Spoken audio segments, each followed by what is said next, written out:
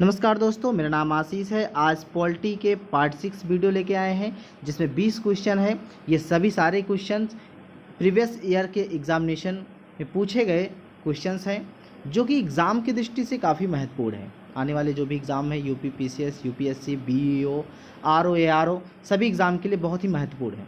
आपको बता दें, इससे पहले 5 वीडियो बन चुके हैं जिसमें 20-20 क्वेश्चन ही शामिल किए गए हैं। वो सभी वीडियो का लिंक आपको डिस्क्रिप्शन में दिया गया है, आप वहां से देख सकते हैं। आज का प्रश्न हम देखने से पहले आपको बता दें कि वीडियो यदि आप चैनल पर नए हैं तो चैनल को सब्सक्राइब कर लीजिए। बगल में बेल आइकन बनी होगी, आप उसको दबा लीजिए ताकि आपको नए वीडियो का नोटिफिकेशन सबसे पहले प्राप्त हो और सबसे पहले आप वीडियो को देख सकें। चलिए आज का हम पहला प्रश्न देखेंगे। पहला प्रश्न है, लोकसभा में आंग्ल भारतीय समुदाय से सदस्य मनोनीत करने की शक्ति किसके पास है? यहाँ पर आपके ऑप्शन है अल्पसंख्यक मंत्री, भारत के राष्ट्रपति, प्रधानमंत्री, उपराष्ट्रपति।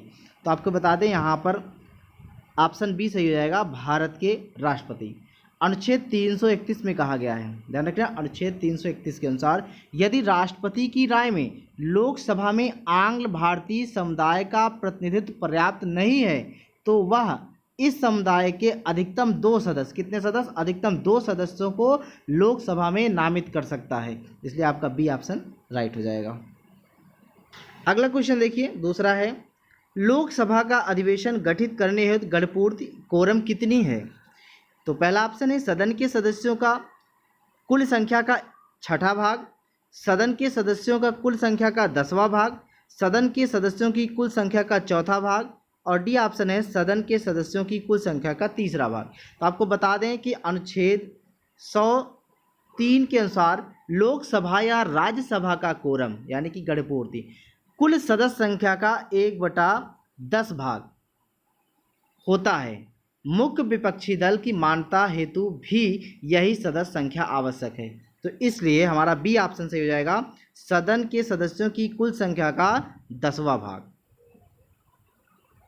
अगला क्वेश्चन देखिए, तीसरा है, लोकसभा की बैठक समाप्त की जा सकती है स्थगन द्वारा, सत्रावसान द्वारा, विघटन द्वारा, उपर्युक्त सभी के द्वारा।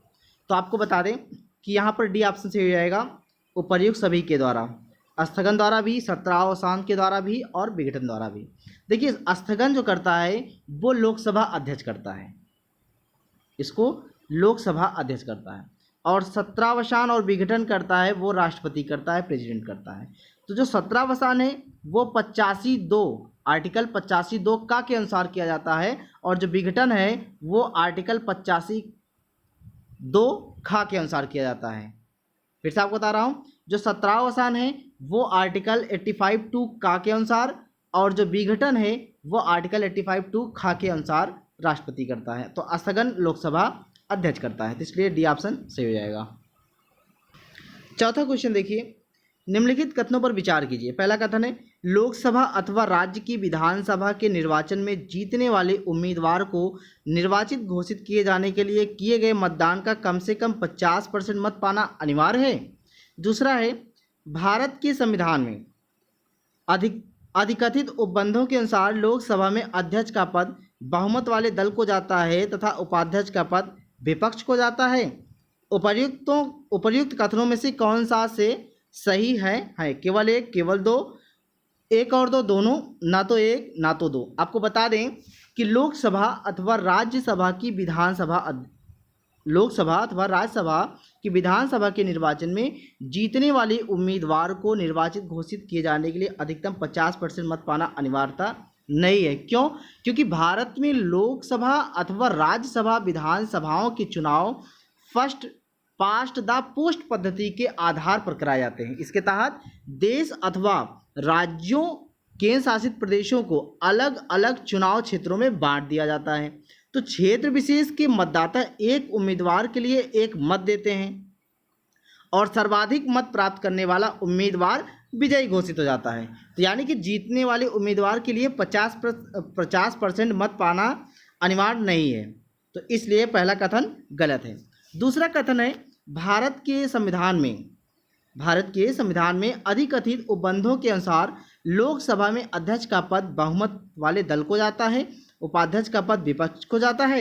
यहाँ आपको बता दें कि भारत के संविधान में लोकसभा में अध्यक्ष का पद बहुमत वाले दल को जाता है, यहाँ तक तो सही है, लेकिन जो उपाध्यक्ष का पद है ना वो विपक्ष में नहीं, वो भी बहुमत वाले दल को ही जाता है।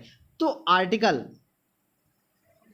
आर्टिकल 93 में यानी कि 93 में कहा गया है कि लोकसभा यथाशीघ्र अपने 2 सदस्यों को अपना अध्यक्ष और उपाध्यक्ष चुनती है। ऐसी परंपरा रही है कि अध्यक्ष सत्तारूढ़ पार्टी या गठबंधन का सदस्य तथा उपाध्यक्ष विपक्षी पार्टी का सदस्य होता है, तो इसलिए कथन 2 भी गलत है। इसलिए यहाँ पर डी ऑप्शन सही जाएगा, ना तो 1 ना ही 2। अगला है 5वां क्वेश्चन, देखिए भारत में लोकसभा का स्पीकर यानी कि अध्यक्ष मनोनीत किया जाता है, चयनित किया जाता है, निर्वाचित किया जाता है, नियुक्त किया जाता है। तो यहाँ पर बी ऑप्शन सही हो जाएगा, चयनित किया जाता है। भारत में लोकसभा का अध्यक्ष चयनित किया जाता है। देखिए संविधान के अनुच्छेद 93 में कहा गया है कि लोकसभा यथाशीघ्र अपने 2 सदस्यों को अध्यक्ष एवं उपाध्यक्ष चुनेगी, चूज करेगी, इलेक्ट नहीं करेगी। जब जब अध्यक्ष या उपाध्यक्ष का पद रिक्त होगा, खाली होगा, तब तब लोकसभा किसी अन्य सदस्य को यथास्थिति अध्यक्ष या उपाध्यक्ष चुनेगी।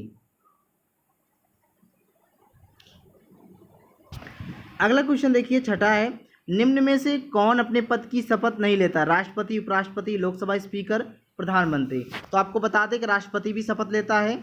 तो राष्ट्रपति शपथ लेता है अनुच्छेद 60 के तहत, उपराष्ट्रपति भी शपथ लेता है, प्रधानमंत्री भी शपथ लेता है।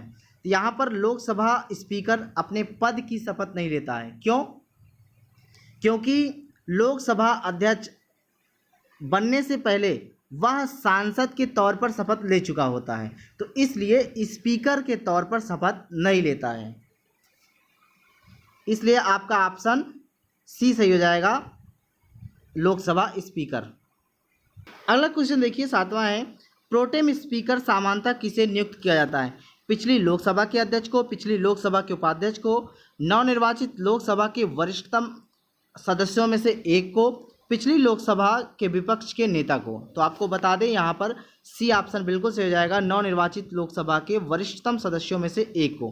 देखिए नवनिर्वाचित सदन में लोकसभा अध्यक्ष स्पीकर के चुनाव से पूर्व सदन के सामान्यतः सर्वाधिक वरिष्ठ सदस्य को प्रोटेम स्पीकर के रूप में चुना जाता है, जो कि नवनिर्वाचित सदस्यों को शपथ दिलाता है तथा स्पीकर के चुनाव तक सदन की अध्यक्षता करता है। अगला क्वेश्चन देखिए 8वां है, निम्नलिखित कथनों पर विचार कीजिए।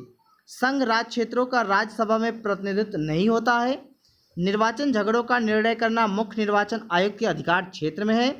तीसरा है, भारत के संविधान के अनुसार संसद में केवल लोकसभा और राज्यसभा होती है। तो उपर्युक्त में से कौन सा कथन सही है? केवल 1, 2 और 3, 1 और 3, कोई भी नहीं। तो आपको बता दें कि संघ राज्य क्षेत्रों का राज्यसभा में प्रतिनिधित्व होता है। कैसे? दिल्ली एक यूटी है, वहाँ पर 3 राज्यसभा सीट्स हैं। पुदुचेरी है, वहाँ पर 1 राज्यसभा सीट है। और अभी हाल ही में जम्मू कश्मीर यूटीज बना है जिसमें 4 राज्यसभा सीट है। तो इसलिए संघ राज्य क्षेत्रों का राज्यसभा में प्रतिनिधित्व होता है। दूसरा कथन है, निर्वाचन झगड़ों का निर्णय करना मुख्य निर्वाचन आयोग के अधिकार क्षेत्र में है। ये भी कथन गलत है। क्यों? क्योंकि निर्वाचन झगड़ों का निर्णय करना मुख्य निर्वाचन आयोग के अधिकार क्षेत्र में नहीं है, वह सुप्रीम कोर्ट के क्षेत्र में, न्यायपालिका के अधिकार क्षेत्र में है, सुप्रीम कोर्ट के अधिकार के क्षेत्र में है। तीसरा कथन है, भारत के संविधान के अनुसार संसद में केवल लोकसभा और राज्यसभा होती है। नहीं, ये भी कथन गलत है। क्यों? क्योंकि संसद में 3 पार्ट होते हैं, वो राष्ट्रपति, लोकसभा और राज्यसभा होंगे। आर्टिकल 79 में कहा गया है कि संसद के 3 अंग होंगे, राष्ट्रपति, लोकसभा, राज्यसभा। इसलिए कथन 3 भी गलत है। तो यानी कि डी ऑप्शन सही हो जाएगा, यहाँ पर कोई सही नहीं है। अगला क्वेश्चन देखिए 9वां है, राज्यसभा किसके द्वारा भंग की जा सकती है? राष्ट्रपति द्वारा, प्रधानमंत्री द्वारा, मंत्रिपरिषद द्वारा, उपर्युक्त में से किसी के द्वारा नहीं। यहाँ पर डी ऑप्शन सही हो जाएगा, उपर्युक्त में से किसी के द्वारा नहीं। देखिए राज्यसभा एक अस्थाई सदन है, आपको बता दें राज्यसभा एक अस्थाई सदन है जिसका विघटन नहीं होता है। इसके सदस्यों का कार्यकाल जो होता है वो 6 वर्ष होता है और 1/3 सदस्यों का निर्वाचन प्रत्येक 2 वर्ष पर होता है। हर 2 साल में 1/3 सदस्य का निर्वाचन होता है। साथ ही उपराष्ट्रपति राज्यसभा का पदेन सभापति भी होता है। अगला क्वेश्चन 10वां देखिए, भारतीय संविधान का कौन सा अनुच्छेद संसद को राज्य सूची के विषय पर कानून बनाने के लिए शक्ति प्रदान करता है? तो अनुच्छेद 115, अनुच्छेद 117, अनुच्छेद 240, अनुच्छेद 249। इसमें डी ऑप्शन से हो जाएगा अनुच्छेद 249। अनुच्छेद 249 में है संसद को राज्य सूची के विषय पर कानून बनाने के लिए शक्ति प्रदान करता है। अनुच्छेद 115 में क्या है? अनुच्छेद 115 कहता है कि अनुच्छेद 114 के उपबंधों के अनुसार बनाई गई किसी विधि द्वारा किसी विशिष्ट सेवा पर चालू वित्तीय वर्ष के लिए व्यय किए जाने के लिए प्राधिकृत कोई रकम उस वर्ष के प्रयोजन के लिए अपर्याप्त पाई जाती है या उस वर्ष के वार्षिक वित्तीय विवरण में अनुध्यात न की गई हो, किसी नई सेवा पर अनुपूरक या अतिरिक्त व्यय की चालू वित्तीय वर्ष के दौरान आवश्यकता पैदा हो गई हो, यह अनुच्छेद 15 में है। अनुच्छेद 117 में क्या कहा गया है? अनुच्छेद 117 वित्त विधेयकों के बारे में विशेष उपबंध बताता है। और अनुच्छेद 240 क्या बताता है? अनुच्छेद 240 कहता है कि कुछ संघ राज्य क्षेत्रों के लिए विनियम बनाने की राष्ट्रपति की शक्ति। तो इसलिए यहाँ पे आपका ऑप्शन डी सही हो जाएगा, अनुच्छेद 249। अगला क्वेश्चन देखिए, 11वां है, निम्नलिखित कथनों पर विचार कीजिए। पहला कथन, राज्यसभा में धन विधेयक को या तो अस्वीकार करने या संशोधित करने की कोई शक्ति निहित नहीं है। दूसरा कथन है, राज्यसभा अनुदानों की मांगों पर मतदान नहीं कर सकती। तीसरा कथन है, राज्यसभा में वार्षिक वित्तीय विवरण पर चर्चा नहीं हो सकती है।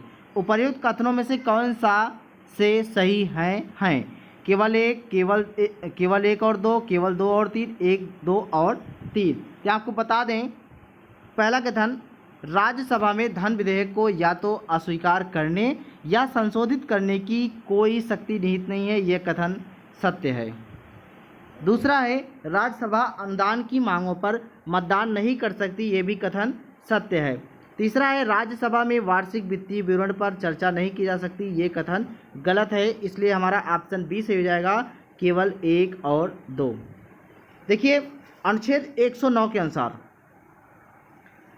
धन विधेयक केवल लोकसभा में प्रस्तुत किए जा सकते हैं। अनुच्छेद 109 के अनुसार धन विधेयक केवल लोकसभा में प्रस्तुत किए जा सकते हैं। लोकसभा द्वारा धन विधेयक पारित किए जाने के बाद राज्यसभा में उसकी सिफारिश हेतु प्रेषित या भेजी जाती है, जिसे राज्यसभा 14 दिन के अंदर अपनी सिफारिशों सहित लोकसभा को लौटा देती है। लेकिन लोकसभा राज्यसभा की किसी सिफारिश को मानने या न मानने के लिए आज़ाद है। यदि राज्यसभा 14 दिन के अंदर धन विधेयक को लोकसभा को वापस नहीं भेजती है तो उसे उसी रूप में दोनों सदनों द्वारा पारित मान लिया जाएगा। अतः राज्यसभा को धन विधेयक में संशोधन या अस्वीकार करने की कोई शक्ति प्राप्त नहीं है। अनुच्छेद 113(2) में कहा है, अनुदान मांगे लोकसभा में रखी जाएंगी तथा उसे ही उस पर मतदान का अधिकार होता है।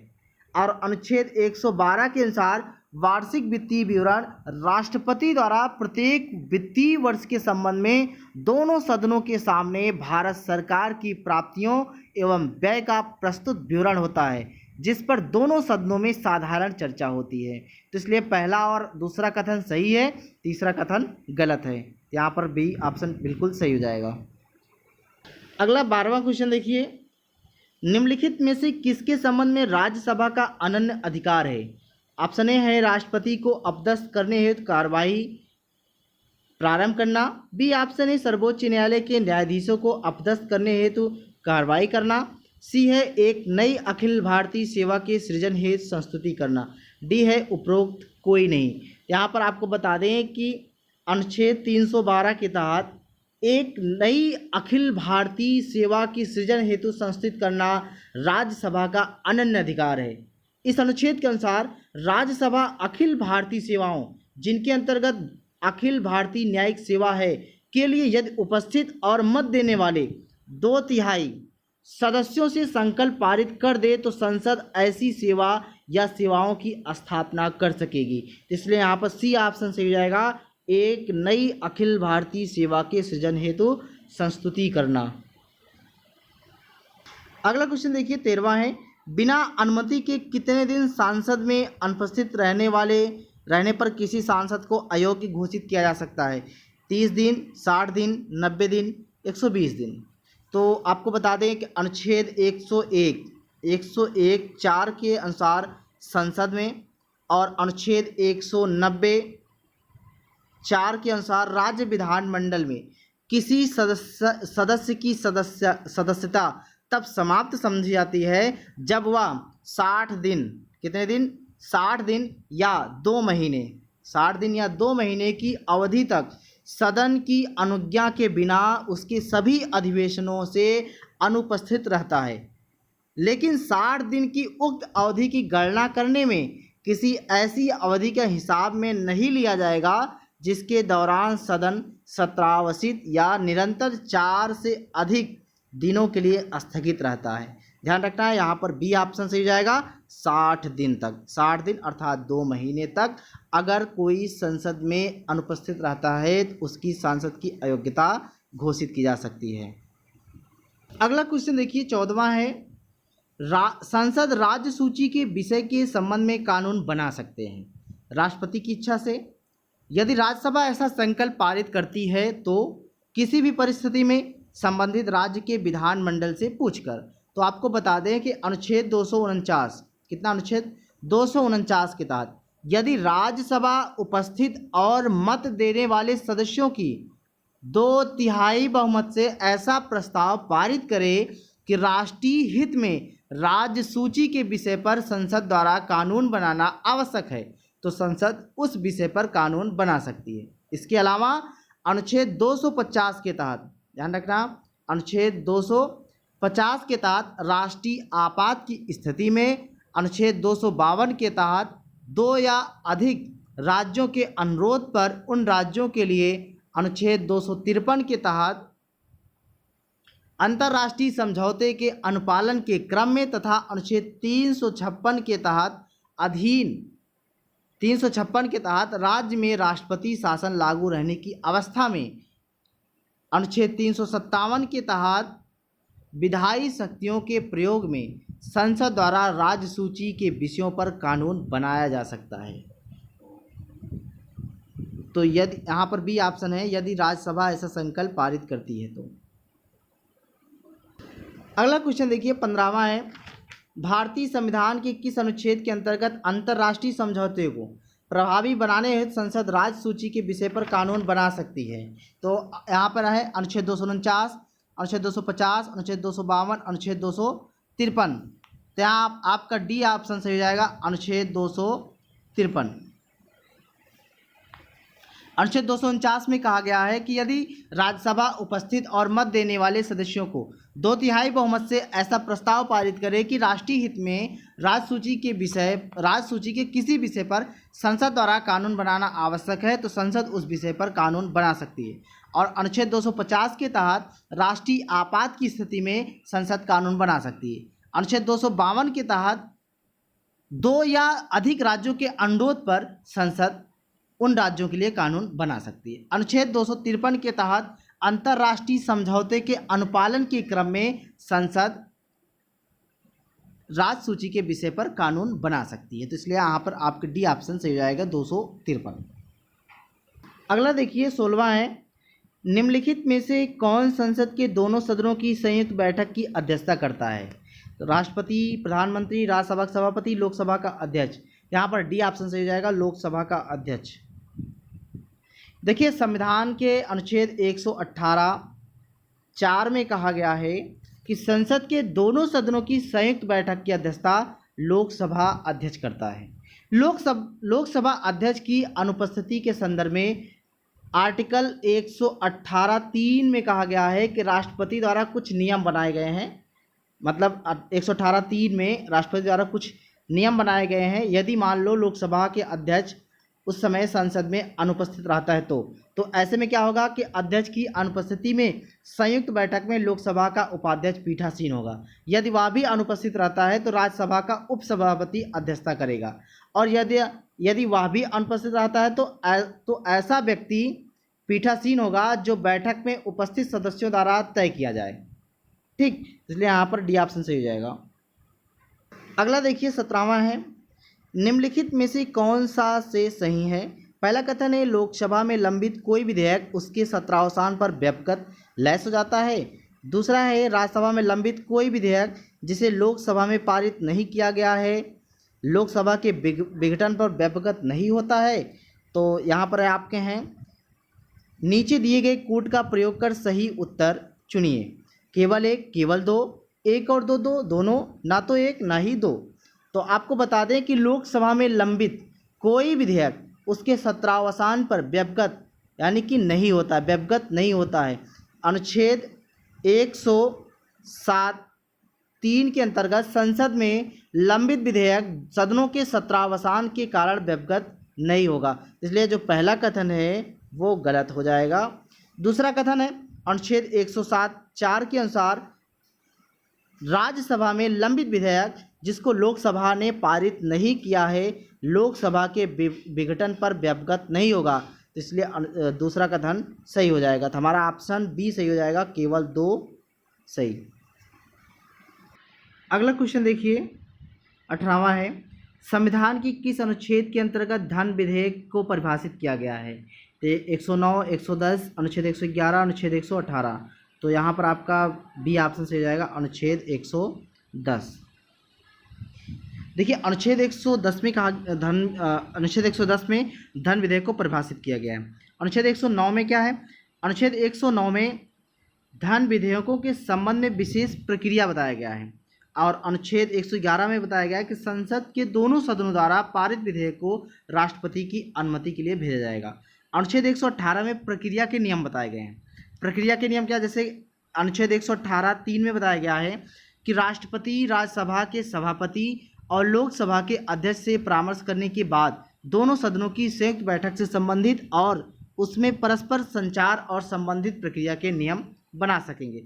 अनुच्छेद 118(4) में कहा गया है कि दोनों सदनों की संयुक्त बैठक में लोकसभा का अध्यक्ष या उसकी अनुपस्थिति में ऐसा व्यक्ति पीठासीन होगा जिसका खंड 3 के अधीन बनाई गई प्रक्रिया के नियमों के अनुसार अवधारण किया जाए।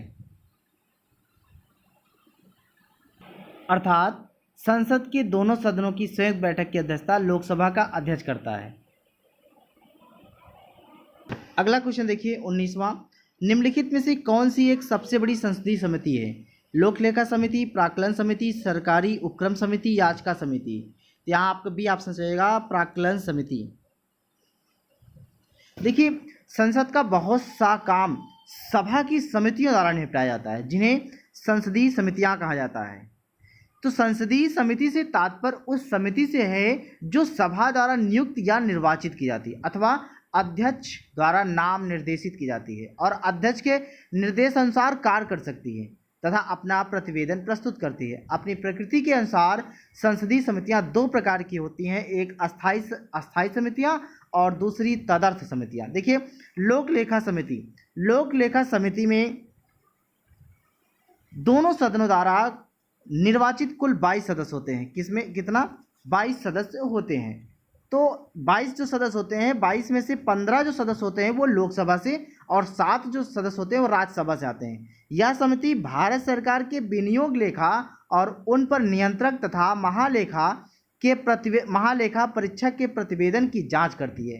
तो इस समिति का जो कार्यकाल होता है वो 1 वर्ष के लिए होता है। दूसरा जो समिति वो प्राक्कलन समिति है। देखिए प्राक्कलन समिति की जो सदस्य की संख्या वो 30 है। कितना है, 30 है। तो इसके सदस्य केवल लोकसभा से ही निर्वाचित होते हैं। इसका भी कार्यकाल 1 वर्ष होता है, ध्यान रखना है। इसके जो भी सदस्य निर्वाचित होते हैं वो सिर्फ और सिर्फ लोकसभा से निर्वाचित होते हैं। तो इसका भी कार्यकाल 1 वर्ष होता है। तो प्राक्कलन समिति यह बताती है कि प्राक्कलनों में निहित नीति के अनुरूप क्या मित व्ययिता बढ़ती जा सकती है, क्या तथा संगठन कार्यकुशलता और प्रशासन में क्या क्या सुधार किया किए जा सकते हैं। तो यह जो समिति है प्राक्कलन समिति संसद की सबसे बड़ी समिति है, यानी कि इसमें 30 सदस्य हैं। और तीसरा है देखिए सरकारी उपक्रम समिति। सरकारी उपक्रम समिति में भी 22 सदस्य होते हैं। इसमें भी जो 15 सदस्य होते हैं वो लोकसभा से होते हैं और 7 जो सदस्य होते हैं वो राज्यसभा से निर्वाचित होते हैं। तो इस समिति का कार्यकाल भी 1 वर्ष है। यह समिति सरकारी उपक्रमों के प्रतिवेदनों और लेखाओं की जांच तथा यदि सरकारी उपक्रमों के संबंध में भारत के नियंत्रक व महालेखा परीक्षक की कोई रिपोर्ट हो तो उसकी जांच भी करती है। तो सरकारी उपक्रमों की स्वायत्तता और कार्यकुशलता के संदर्भ से में भी यह जांच करती है। और जो अगला है याचिका समिति।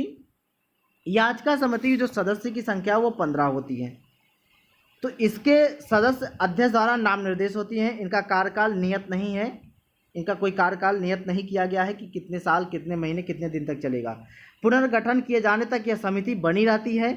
इस समिति का कार्य लोकसभा को प्रस्तुत की गई याचिकाओं पर विचार करना और प्रतिवेदन प्रस्तुत करना। ध्यान रखना कि ये समितियां सार्वजनिक व्यय पर संसदीय नियंत्रण का अंग हैं, जबकि भारत का नियंत्रक व महालेखा परीक्षक संघ तथा राज्य दोनों के लेखाओं के परीक्षण का कार्य करता है। अगला क्वेश्चन देखिए, निम्नलिखित कथनों पर विचार कीजिए। लोक लेखा समिति का अध्यक्ष लोकसभा अध्यक्ष द्वारा नियुक्त किया जाता है। लोकलेखा समिति में लोकसभा समिति में लोकसभा सदस्य, राज्यसभा सदस्य और उद्योग तथा व्यापार की कुछ जाने माने व्यक्ति सम्मिलित होते हैं। उपर्युक्त कथनों में से कौन सा से सही है? केवल एक, केवल दो, एक, दो, दोनों, ना तो एक ना तो दो। तो आपको बता दें कि लोक लेखा समिति का अध्यक्ष लोकसभा अध्यक्ष द्वारा नियुक्त किया जाता है, इसलिए कथन एक सही है। लोक लेखा समिति में लोकसभा सदस्य, राज्यसभा सदस्य, ये उद्योग व्यापार की कुछ जाने माने व्यक्ति शामिल नहीं होते, इसलिए कथन 2 गलत है। यहाँ पे कथन 1 सही है, केवल एक कथन सही। देखिए, लोक लेखा समिति का मुख्य कार्य भारत सरकार के विनियोग लेखाओं पर नियंत्रक महालेखा परीक्षक के प्रतिवेदन की समीक्षा करना है। तो इस समिति में टोटल 22 सदस्य होते हैं, जिसमें 15 जो सदस्य होते हैं वो लोकसभा से होते हैं और जो 7 सदस्य होते हैं वो राज्यसभा से होते हैं। तो इन सदस्यों का जो चुनाव होता है आनुपातिक प्रतिनिधित्व पद्धति से एकल संक्रमणीय मत द्वारा चुने जाते हैं, जबकि समिति में राज्यसभा का सदस्य है वो नाम निर्दिष्ट 7 सदस्य बाद में जुड़ जाते हैं। तो कोई भी मंत्री इस समिति का सदस्य निर्वाचित नहीं किया जा सकता है। लोक लेखा समिति के अध्यक्ष के रूप में लोकसभा अध्यक्ष द्वारा परंपरा के अनुसार विपक्ष के किसी नेता को चुना जाता है। ठीक, इसलिए हमारा ऑप्शन केवल 1 सही हो जाएगा। दोस्तों, आज का वीडियो कैसा लगा है लाइक कीजिएगा, वीडियो को शेयर कीजिएगा। चलिए कल फिर मिलते हैं 20 क्वेश्चन के साथ, तब तक के लिए नमस्कार दोस्तों।